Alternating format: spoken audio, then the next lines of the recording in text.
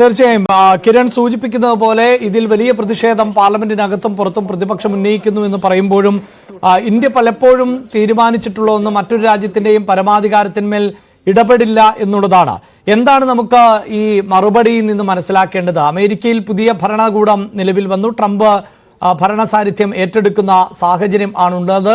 ഒരു ഭാഗത്ത് വലിയ തോതിലുള്ള ട്രേഡ് വാർ കൂടി നടക്കുന്ന സാഹചര്യമുണ്ട്. അത് ഇന്ത്യയെയും ബാധിച്ചേക്കാമെന്നുള്ള റിപ്പോർട്ടുകളടക്കം പുറത്തു വരുന്നുണ്ട്. ഒരു പക്ഷേ ഇത് തീർച്ചയായും ഇത് അനധികൃത കുടിയേറ്റമാണ്. അമേരിക്കയെ സംബന്ധിച്ചിടത്തോളം അത് കുറ്റകരവുമാണ് ആ രാജ്യത്തിന്റെ നിയമവും അനുസരിച്ച്. അപ്പോൾ പ്രതിപക്ഷം ഇങ്ങനെയൊക്കെ പ്രതിഷേധങ്ങൾ ഉയർത്തിയാലും ഇത് വലിയ വിഷയമായി ഉയർത്തിക്കൊണ്ടുവരാൻ ഭരണകൂടം തയ്യാറാകില്ല. അമേരിക്കയുമായി കഴിയുന്നത്ര ഇനിയും പൊരുത്തപ്പെട്ടു പോവുക എന്നൊരു നിലപാടിലേക്ക് ഇന്ത്യ പോകുന്നു. അതാണോ ഇന്ന് വിദേശകാര്യമന്ത്രിയുടെ ശരീരഭാഷയിൽ നിന്ന് മനസ്സിലാക്കേണ്ടത്? അഭിലാഷ്, അത് തന്നെയാണ് മനസ്സിലാക്കേണ്ടത്. ഇപ്പോൾ ഇന്ത്യയിലേക്ക് ഡീപ്പോർട്ട് ചെയ്ത ഇന്ത്യക്കാരെ കൈവിലങ്ങ് അണിയിച്ചു എന്നതിന്റെ പേരിൽ ഇന്ത്യ അമേരിക്ക ബന്ധത്തിൽ ഏതെങ്കിലും തരത്തിൽ അസ്വാരസ്യമുണ്ടാക്കാൻ കേന്ദ്ര സർക്കാർ ആഗ്രഹിക്കുന്നില്ല. ആ വിഷയത്തെ ലഘൂകരിക്കാൻ വേണ്ടിയുള്ള ശ്രമമാണ് കേന്ദ്ര സർക്കാരിന്റെ ഭാഗത്തു നിന്നും പ്രധാനമായും ഉണ്ടാകുന്നത്. അതിനുവേണ്ടിയാണ് സ്ത്രീകൾക്കും കുട്ടികൾക്കും കൈവിലങ്ങ് അണിയിച്ചിട്ടില്ല തുടങ്ങിയ ന്യായീകരണങ്ങൾ പറയുന്നത്. അതോടൊപ്പം തന്നെ ഇന്ത്യക്കാരുടെ രേഖകൾ പരിശോധിക്കാൻ ഇന്ത്യൻ എംബസി അനുവദിച്ചിരുന്നു എന്നതും പറയുന്നത്. അത്തരത്തിലേക്കെല്ലാം ഇന്ത്യ അന്താരാഷ്ട്ര തലത്തിൽ എടുക്കുന്ന നിലപാട് ശരിയാണ്. ഒരു രാജ്യത്ത് നിന്ന് മറ്റൊരു രാജ്യത്ത് അനധികൃതമായി കുടിയേറിയിട്ടുണ്ടെങ്കിൽ ആ രാജ്യം അത് കണ്ടെത്തി അവരെ തിരിച്ചയക്കുന്നെങ്കിൽ സ്വീകരിക്കുക എന്നുള്ളത് അന്താരാഷ്ട്ര തലത്തിൽ ഇന്ത്യ അടക്കം എല്ലാ പ്രധാനപ്പെട്ട രാജ്യങ്ങളും സ്വീകരിക്കുന്ന നയം തന്നെയാണ്.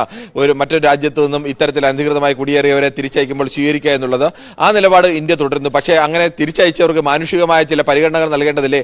അവർക്കും അന്താരാഷ്ട്ര തലത്തിൽ മനുഷ്യാവകാശങ്ങളില്ലേ എന്ന് തുടങ്ങിയ ചോദ്യങ്ങളുണ്ട്. അത്തരം ചോദ്യങ്ങളോട് ഇന്ത്യ എന്തായാലും ബോധപൂർവമായോ അല്ലാതെയോ മൗനം പാലിക്കുക തന്നെയാണ്. ഇത് അമേരിക്ക നേരത്തെ തന്നെ എല്ലാവരോടും ചെയ്യുന്നതാണ്. 2012 മുതൽ ഇത്തരത്തിൽ ആളുകളെയൊക്കെ ഇന്ത്യയിലേക്ക് പലതവണ കയറ്റി അയച്ചിട്ടുണ്ട്. അല്ലെങ്കിൽ അനധികൃതമായി കഴിയുന്നവരെ കയറ്റി അയച്ചിട്ടുണ്ട്. അതൊരു കൈവിലങ്ങ് ഇടുന്നോ, എങ്ങനെ ഇടാതെ കൊണ്ടുവരണോ, ഇട്ട് കൊണ്ടുവരണോ എന്നൊക്കെ ആ രാജ്യമാണ് തീരുമാനിക്കേണ്ടത്. ആ രാജ്യത്തിന്റെ നിയമങ്ങളാണ് അവിടെ നടപ്പായത്. അതിൽ ഇന്ത്യക്ക് ഏതെങ്കിലും തരത്തിൽ ഇടപെടേണ്ടതില്ല എന്നുള്ള ഒരു നിലപാട് തന്നെയാണ് വിദേശകാര്യമന്ത്രി ജയശങ്കർ പാർലമെന്റിൽ ആവർത്തിച്ച് ഉറപ്പിച്ചു പറഞ്ഞത്. യെസ്, അതാണ് അമേരിക്കയിൽ അനധികൃതമായി കുടിയേറിയിട്ടുള്ള 18,000-ഓളം ആളുകൾ ഉണ്ട് എന്നാണ് പ്രാഥമികമായി വിവരങ്ങൾ നൽകിയിട്ടുള്ളത്. ഒരു പക്ഷേ വരും ദിവസങ്ങളിലടക്കം ഇവരെ വലിയ തോതിൽ ഇന്ത്യയിലേക്ക് തിരികെ അയക്കുന്ന സാഹചര്യമുണ്ടാകും. അപ്പോഴും ഈ കൈവിലങ്ങ് വെച്ച് വലിയ കുറ്റക്കാരെ പോലെ അല്ലെങ്കിൽ തീവ്രവാദികളെ പോലെ എന്നാണ് പ്രതിപക്ഷം ഉപയോഗിച്ച വാക്ക്.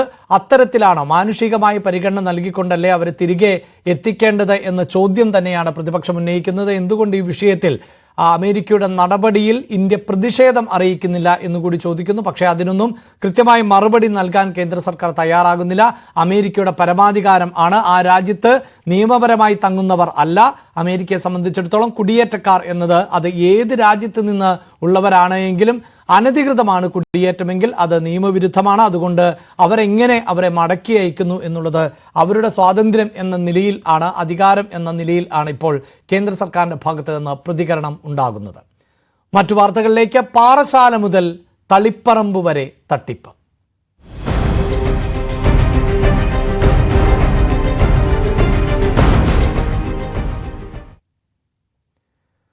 പകുതി വിലയ്ക്ക് 2 വീലർ നൽകാമെന്ന പേരിൽ അനന്തു കൃഷ്ണന്റെ നേതൃത്വത്തിൽ സംസ്ഥാന വ്യാപകമായി നടന്നത് 1000 കോടി രൂപയുടെ തട്ടിപ്പ്.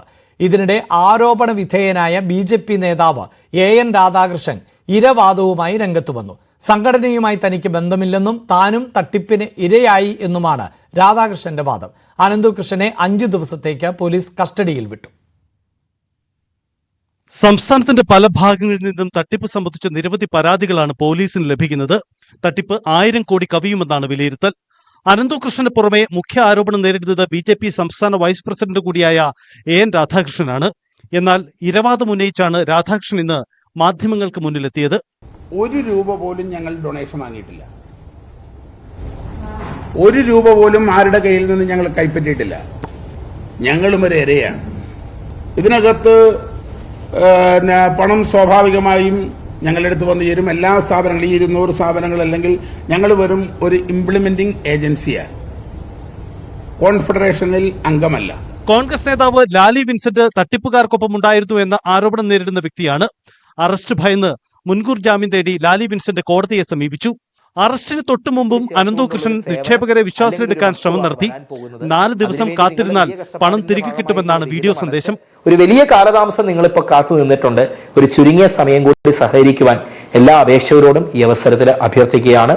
നമുക്ക് അധികം വൈകാതെ വിതരണത്തിന്റെ ഒരു ഘട്ടത്തിലോ അല്ലെങ്കിൽ ഒരു മീറ്റിംഗിന്റെ ഘട്ടത്തിലോ നിങ്ങളെ നേരിട്ട് കാണുവാൻ കഴിയും. തുടർന്ന് വരുന്ന പരമാവധി വിതരണ പരിപാടികളിൽ നേരിട്ട് പങ്കെടുക്കുവാൻ കൂടി ഞാൻ ആഗ്രഹിക്കുന്നുണ്ട്. ആ സമയങ്ങളിൽ നിങ്ങളെയൊക്കെ നേരിട്ട് കാണാൻ കഴിയും എന്ന് പ്രതീക്ഷിക്കുന്നു. ആ വിധത്തിൽ കാര്യങ്ങൾ മുമ്പോട്ട് പോകുന്നു. അനന്തു കൃഷ്ണനെതിരെ തൃശൂരിലും കേസുണ്ട്.